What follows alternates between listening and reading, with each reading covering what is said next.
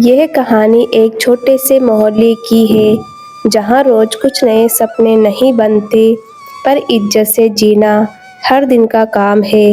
रामलाल, जिसे सब प्यार से रामू कहते हैं, हर सुबह अपने लकड़ी के ठेले पर ताजी सब्जियां सजाकर रखता है। उसका जीवन सादा है पर उसके शब्द और कार्य सच्चाई से भरे हैं। सुबह का समय, हल्की भोर, रामू अपना ठेला पक्का कर रहा है। सीता घर में पराठा बनाती है। बबलू स्कूल बैग से किताब निकाल रहा है। मुन्ना आते हैं और चाय लेकर ठेले पर खड़े हो जाते हैं। रामू मुस्कुराते हुए मुन्ना से कहता है, आज लौकी सारी ताजी आई है, देख लो, रंग, खुशबू और वजन सब ठीक है। मुन्ना हंसते हुए, तेरा भरोसा और तेरी बात बराबर है रामू, पर बाजार की भीड़ देख के लगता है आज बेचाई अच्छी होगी। सीता रामू से कहती है, दोपहर को बबलू की स्कूल फीस के बारे में मत भूलना, आज थोड़ी कमी है पैसों में। रामू सीता से कहता है, चिंता मत करो, ईमानदारी से कमाएगा तो रास्ता निकल आएगा। बबलू, पापा, मैं आज स्कूल के कार्यक्रम में कविताएं सुनाऊंगा, प्लीज आना। रामू, जरूर आऊँगा बेटा, तेरी आवाज़ सुनने को उत्साहित हूँ। रामू की दुनिया छोटी है पर उसके भीतर सच की एक बड़ी दुनिया बसती है, जहाँ हर ग्राहक, हर पैसा और हर मुस्कान मायने रखती है।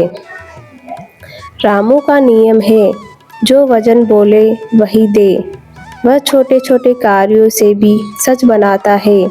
आज का दिन दिखाता है कैसे एक ईमानदार कर्म छोटे चमत्कार कर सकता है।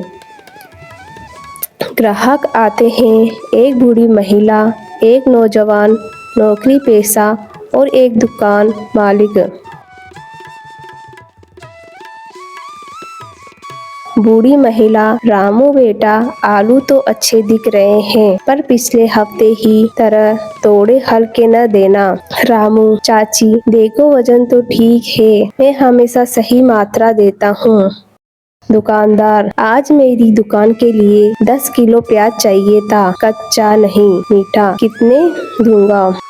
रामू, राहुल भाई ये लो मीठे प्याज, एकदम नए, और हाँ, अगर कुछ गलत लगे तो वापस कर देना, मैं बदल दूंगा।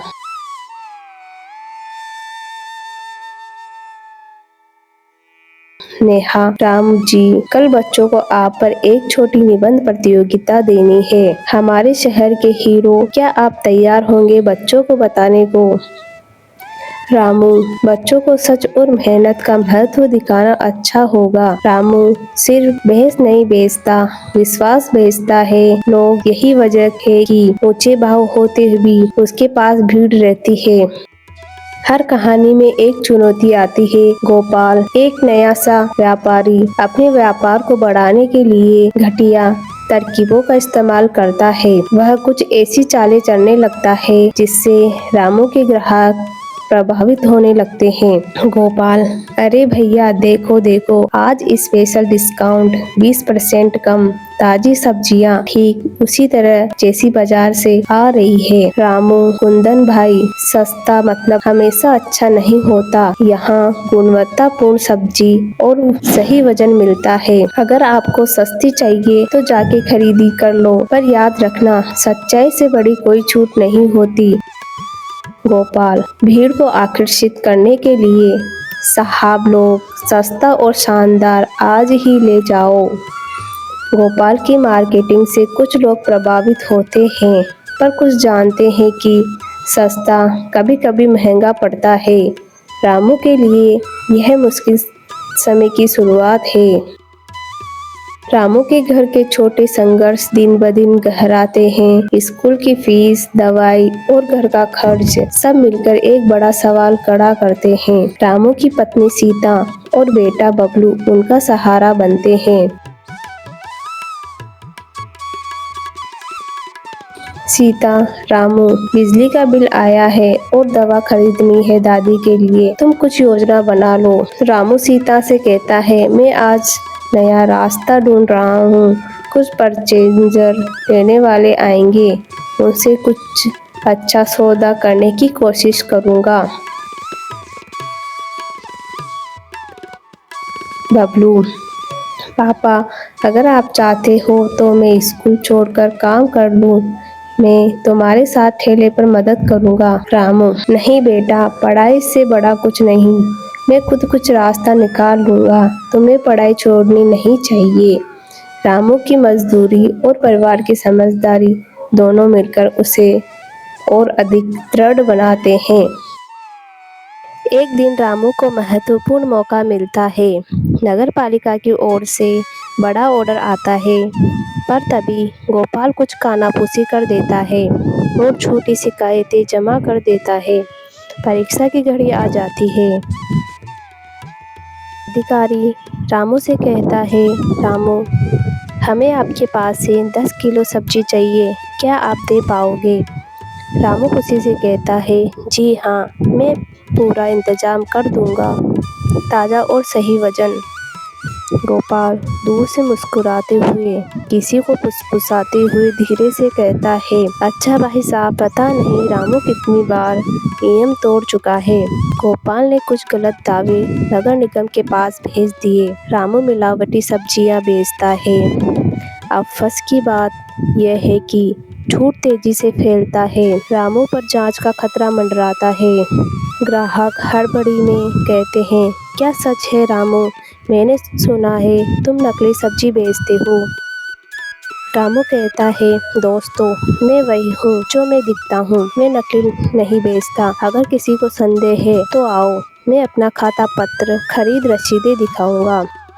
नेहा शिक्षिका है, वह विश्वास करते हुए रामू से कहती है, रामू, मैं तुम्हारे ऊपर भरोसा रखती हूँ, यदि तुम सच कहते हो तो मैं साबित कर दूंगी। सत्ता की छाया और झूठी अफवाहें रामू की ईमानदारी की परीक्षा लेती है। अब उसे न केवल बैलेंस की सीट से बल्कि दिल से भी साबित करना होगा। रामू हार नहीं मानता, वह गांव के लोगों से मदद मांगने के बजाय अपनी ईमानदारी से काम करता है, पर समुदाय अपने आप उसे सहारा देता है, क्योंकि उसने पहले भी उनकी मदद की थी। नेहा बोलती है, बच्चों ने रामू पर एक छोटा सर्वे किया। हर किसी ने कहा कि रामू सच्चा आदमी है। मैं नगर निगम को एक पत्र लिख रही हूँ। अंकित एक पत्रकार है, से कहता है, रामू जी, मैं सच्चाई जानने आया हूँ, आपकी खरीद रसीदें दिखाइए। रामू धैर्य से धन्यवाद देता है, सच्चाई जो भी निकले वैसे ही जीना है, मैं तैयार हूँ। समुदाय का प्यार और भरोसा कभी कभी न्याय से पहले आता है और यही रामू की सबसे बड़ी ताकत बनता है। नगर निगम निरीक्षक श्री चौधरी खुद जांच के लिए आते हैं। कागजात, रसीदें और स्थानीय गवाह पेश होते हैं। सत्य की परीक्षा होती है, पर न्याय की उम्मीद भी बनी रहती है। श्री चौधरी कठोर लहजे में कहते हैं, रामू जी, ये शिकायतें गंभीर है, हमें खरीद रसीदें, आपूर्तिकर्ताओं के नंबर और ग्राहक गवाही चाहिए। रामू सब कुछ निकालते हुए कहता है, यह रही मेरी सारी रसीदें और ये मेरे आपूर्तिकर्ता है, मेरे पास नाम और फोन सब है।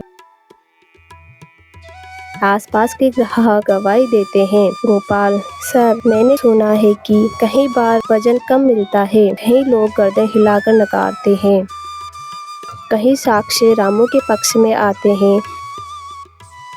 चौधरी कुछ विचार करते हैं, पर निर्णय अभी बाकी है।